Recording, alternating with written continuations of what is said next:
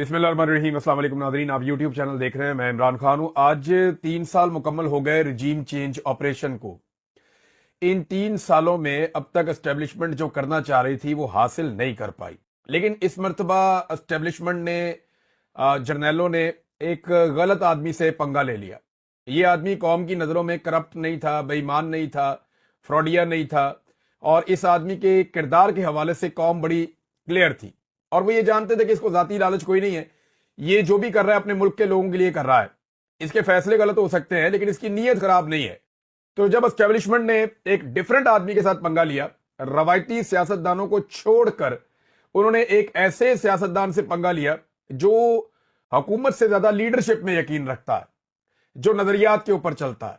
جب اسے پنگا لیا تو پھر کام خراب ہو گیا اور اس پہ بے شمار الزامات لگائے گئے، لیکن لوگ مطمئن نہیں ہوئے۔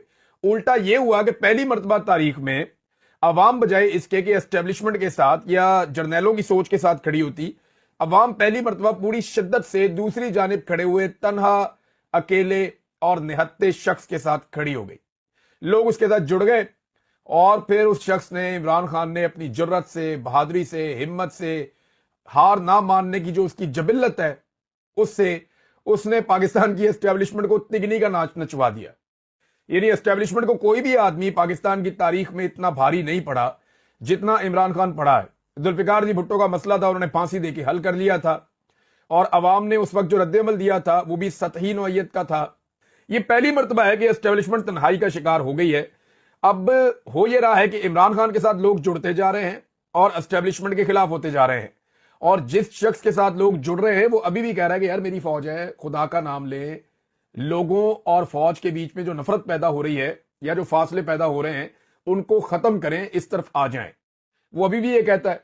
لیکن جو ملٹری اسٹیبلشمنٹ ہے یا جو ان کی قیادت ہے، فوج کی بات نہیں میں کر رہا، فوجی قیادت، اب وہ اپنی پالیسی میں تبدیل لانے کے لیے تیار نہیں ہے۔ وجہ یہ ہے کہ ان کے بہت بڑے بڑے مفادات اور بھی ہیں۔ اب اس میں جو ہے وہ بہت قربانیاں دی ہے جی پاکستان تحریک انصاف نے، اس جماعت نے۔ ایسی تاریخ میں کوئی مثال نہیں ملتی، ریکارڈ گرفتاریاں ہیں، 20,000 سے زیادہ گرفتاریاں۔ کوئی آرم فورس بھی ہو نا، کوئی زبردست قسم کی فوج بھی ہو، اس کے بھی 2,000 بندے گرفتار ہو جائیں تو ان کا morale ڈاؤن ہو جاتا ہے۔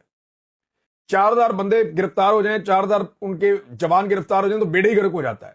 اور اگر فوجیوں کے گھروں کی خواتین گرفتار ہو جائیں اور یہ حالات پیدا ہو جائیں تو بالکل ہی ستیہ ناش ہو جاتا ہے۔ لیکن آپ اندازہ کریں کہ پاکستان تحریک انصاف ایک نظریاتی جماعت ہے، اور ایسی جماعت ہے کہ جس کے 20,000 سے زیادہ لوگ گرفتار ہوئے اور ان کا morale ڈاؤن نہیں ہوا۔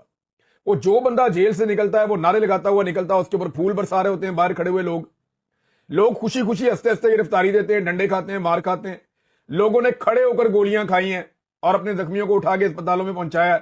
تو عمران خان کے لوگ ٹوٹ نہیں رہے، ہمت نہیں ہار رہے، اور یہ ریکارڈ گرفتاریوں کے باوجود کسی بھی سیاسی جماعت کے آپ اگر 5,000 بندے آپ گرفتار کر دیں، نون لیگ کے میں آپ کو بتاتا ہوں 1,000 بندہ، میں لسٹ دیتا ہوں آپ کو بنا کے، 1,000 بندہ آپ نون لیگ کا پاکستان پورے میں سے اٹھا دیں، یہ جماعت باہر نکلنا بند ہو جائے گی، ان کی بالکل ہی اوقات ختم ہو جائے گی۔ نظریہ کوئی نہیں ہے نا، بیانیہ کوئی نہیں ہے اس وقت۔ بیانیہ ہو تو چلو لوگ مار کھا لیتے ہیں۔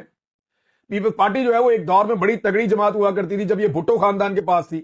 اب جب سے یہ جماعت زرداریوں کے پاس آئی ہے تو یہ کاسمیٹک سلوشن کے ذریعے چل رہی ہے، اس کے بھی پلے ککھ نہیں ہے۔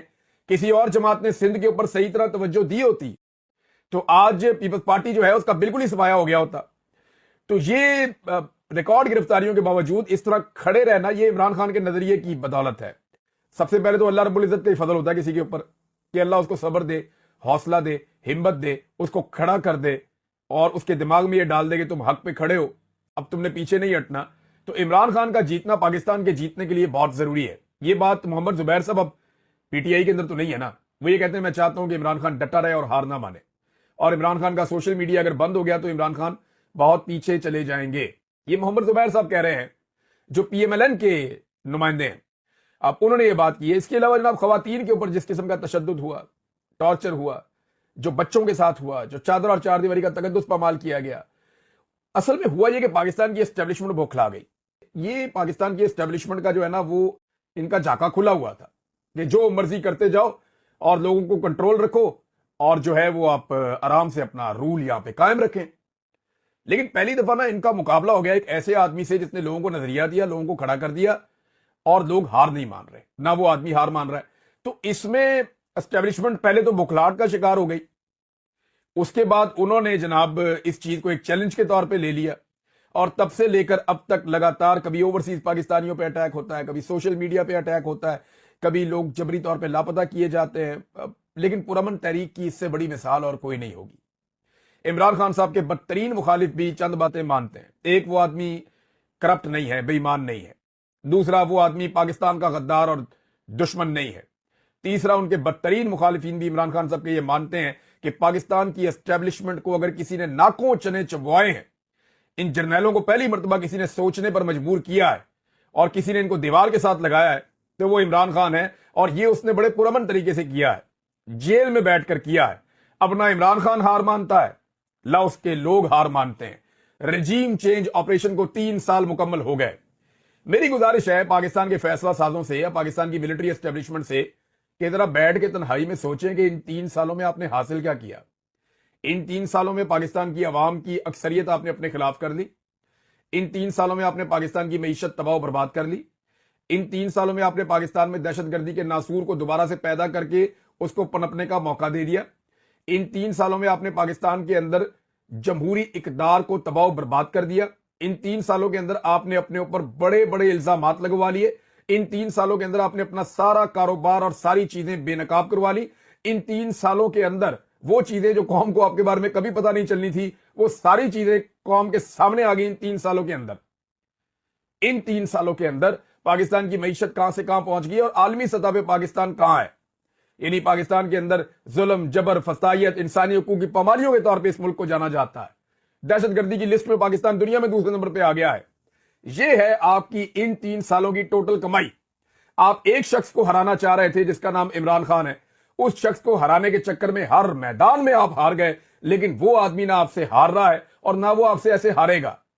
एक ही तरीका है उसके साथ, आप जाएं और जाकर उसे बैठें और उसे कहें कि हमें कोई फेस सेविंग दे दे, हमें किसी तरह से इसमें से निकाले, पाकिस्तान की खातिर हम आगे बढ़ना चाहते हैं।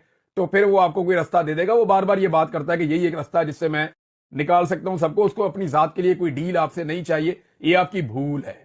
दूसरा आ जाए, अब नाजरीन, फैसल वाडा साहब और 1-2 लोग ही बचे हैं जो धमकियां लगाने का काम कर रहे हैं डीजीआई इख्तियार के बाद। बहुत सारे लोग इसको ओन तो कर रहे हैं। फैसल वाडा ने बड़े अजीब तरीके से टीवी पे बैठ के तो गंद मारना शुरू कर दिया। और जी शेख वकास अकरम को हम कहेंगे टॉमी बाहर आओ, वो टॉमी बाहर आ जाएगा। फिर उनका एक छोटा टॉमी है जो एमएनए है, उसे भी कहेंगे टॉमी बाहर आओ, वो भी बाहर आ जाएगा। फिर एक सेनेटर है खुरम निशान, वो अब दहशतगर्द है, उसके साथ वो करेंगे जो दहशतगर्दों के साथ होता है। अंदाजा करें आप, रगड़ के रख देंगे, ये कर देंगे, वो कर देंगे। फैसल वाडा की धमकियां ही खत्म नहीं हो रही। जमान पार्क के रास्ते बंद कर दिए थे पुलिस ने, और पंजाब में खास तौर पे लाहौर में सुहेल अफरीदी जहां जहां गए वहां पे पहले से पुलिस ने रास्ते बंद किए। हिकमत अमली ये है कि ज्यादा लोग इकट्ठे ना हो पाए। यानी सुहेल अफरीदी का रास्ता वो रोक नहीं सकते, क्योंकि एक वजीर आला को रोकना, एक वजीर आला को गिरफ्तार करना या सूबाई वज़रा के साथ ऐसा करना, ये प्रोटोकॉल्स के खिलाफ है। और अगर वो ऐसा करेंगे तो ये एक लिमिट और क्रॉस कर जाएंगे। वैसे मौजूदा हुक्मरानों का और स्टैब्लिशमेंट का कोई पता नहीं कि वो कोई भी लिमिट क्रॉस कर सकते हैं, क्योंकि एक पागलपन है, एक ज़हनी मर्ज है जो काबू ही नहीं आ रहा। बहरहाल सुहेल अफरीदी को तो गिरफ्तार नहीं कर रहे और जबरदस्ती सुहेल अफरीदी को रोक भी नहीं पा रहे। लेकिन सुहेल अफरीदी के आने से पहले जैसे ही इनको इतला मिलती है कि अब ये फलां जगह पे जाएंगे, तो वहां पुलिस पहुंच जाती है, रुकावटें डाल देती है, बैरियर्स लगा देती है और कोशिश की जाती है कि कम से कम लोग उस जगह पे पहुंचे। लेकिन हर जगह पे इसके बावजूद बड़ी तादाद में पाकिस्तान तहरीक इंसाफ के लोग आ जाते हैं। यानी इतनी फस्तायत और इतने जुल्म के बाद जब आपको पता चले फौरी तौर पे कि अब यहां जाना है तो कारकुन पहुंच जाए, तो ये बड़ी बात होती है। और बहुत सारे गिरफ्तार भी हुए हैं, हर घर के अंदर छापा पड़ा है। जो कारकुन है पाकिस्तान तहरीक इंसाफ के, उनके लिए जमीन तंग की हुई है। लंबे अरसे से पाकिस्तान तहरीक इंसाफ का झंडा तक उठाने नहीं दिया गया। इमरान खान साहब की कोई फोटो लगाने की पंजाब पूरे में इजाजत नहीं है। ऐसे में भी अगर लोग निकल रहे हैं तो बड़ी बात। जमान पार्क में बड़े अरसे बाद रौनक लगी। ये सुहेल अफरीदी साहब गए, रुकावटें फिर हट गई। जब वो पहुंचे तो उनसे पहले कारकुनों ने रुकावटें हटा दी, पुलिस वगैरह को हटाया वहां से। ये लोग गए, इमरान खान साहब की बहनें भी आई, फैमिली के बाकी लोग भी आए। तो जमान पार्क को खोला गया। काफी अरसे के बाद वहां अंदर के मनाजिर लोगों ने देखे। اب عمران خان صاحب کو جب سے گرفتار کیا گیا ہے تب سے لے کر اب تک یہاں پہ بالکل ایک بندش ہے اور کسی قسم کا کوئی ایکٹیویٹی یہاں پہ نہیں دیکھی گئی، لیکن اب ایکٹیویٹیز ہو رہی ہیں لاہور میں۔ وکلا سے بات چیت کی سہیل آفریدی نے، ایک اچھا تگڑا خطاب کیا، وہاں پہ وکلا نے بڑی دلچسپی شو کی، بڑی تعداد میں وکیل وہاں پہ موجود تھے۔ وکیلوں کو انہوں نے یہ کہا کہ جی یہ بدماشی پولیس کی آپ کو ختم کرنی پڑے گی، وکلا کو اپنا کردار ادا کرنا پڑے گا، اور وکلا یہ کر سکتے ہیں کیونکہ ان کا روز کا تھانے کچہری کا کام ہے۔ عام شہری جو ہے وہ تبھی حوصلہ پکڑے گا جب وکلا اور سول سوسائٹی اور باقی لوگ جو ہیومن رائٹس کے لیے کام کرتے ہیں جب وہ کھڑے ہو جائیں گے تو عام آدمی بھی کھڑا ہو جائے گا، اور عام آدمی جو ہے وہ تو انتظار کر رہا ہے کہ کوئی بھی موو چلے، کچھ بھی ہو، دھکا لگانے کا ٹائم آئے تو عام آدمی لکڑ کر دھکا ضرور لگائے گا، یہ میں اچھی طرح جانتا ہوں۔ آئی ایس ایف کا ایک کنونشن ہے، اس سے بھی خطاب کیا۔ ویسے سہیل آفریدی نے آج بڑا مصروف دن گزارا اور بہت تیزی سے وہ موو کرتے رہے، کئی جگہ پہ انہوں نے بہت سارے بیانات بھی دیے، اور ان کا ایک چیلنج ہے جو بڑا آج مشہور ہو گیا سہیل آفریدی کا۔ یہ چیلنج میں پہلے بھی کر چکا ہوں، میں بھی یہ کہہ چکا ہوں کہ یہ حکومت کر کے دیکھ لے، یہ حکومت کبھی نہیں کرے گی۔ میں نے کئی دفعہ سروے کروائے، اسی لیے عاصم منیر بمقابلہ عمران خان، کیونکہ نواز شریف کا تو اب بیچارے کو تو اس کی اپنی پارٹی کے لوگ لیڈر نہیں مانتے۔ نواز شریف کے جو سابق وزراء ہیں، جو موجودہ وزراء ہیں، وہ عاصم منیر کو اپنا لیڈر مانتے ہیں، وہ نواز شریف کو اپنا لیڈر نہیں مانتے۔